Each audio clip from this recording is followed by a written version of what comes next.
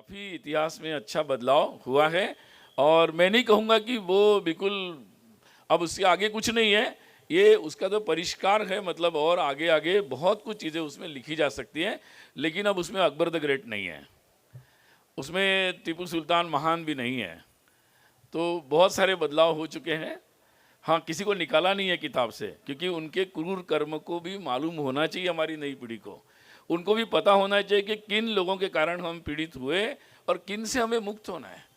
मतलब कुछ लोग कहते हैं कि भाई अब इसको बोलो ही मत, ऐसा नहीं हो सकता, बोलना पड़ेगा। अच्छा, दुनिया के कई लोग आके ये समझाते हैं, कई बार वेस्टर्न लोग आते हैं चर्चा करते कि लिखो मत, और आप दुनिया भर में जाएंगे तो वहाँ होलोकॉस्ट म्यूजियम बने हैं, हर जगह क्या हुआ उसके म्यूजियम्स बने हुए हैं। हमारे देश में लोग चर्चा करते कि भाई लिट फेस्ट क्यों कर रहे, किताब क्यों छाप रहे, म्यूजियम क्यों बना रहे, मूर्तियाँ क्यों बना रहे। आप लंदन जाओ, लंदन में देखेंगे हम लोग पार्लियामेंट के सामने, मैंने देखना शुरू किया कि भाई कौन सी बिल्डिंग कब बनी, कितनी मूर्तियाँ लगी है। तो मैं देख रहा था पार्लियामेंट का काम कब शुरू हुआ, 1857 हुआ।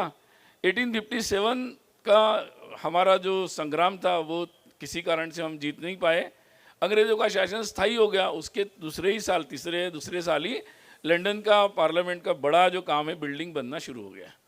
तो बहुत सारी बातें हमारे लोगों को पता ही नहीं है, वो दुनिया की बहुत सारी बातों को देखकर बहुत ज़्यादा प्रभावित होते हैं। मुझे लगता है कि हम दुनिया से सब कुछ सीखेंगे, क्योंकि हमारे यहाँ तो कहा है कि ज्ञान किसी भी दिशा से आ सकता है और उसको हमें ज्ञान के रूप में स्वीकार करना चाहिए।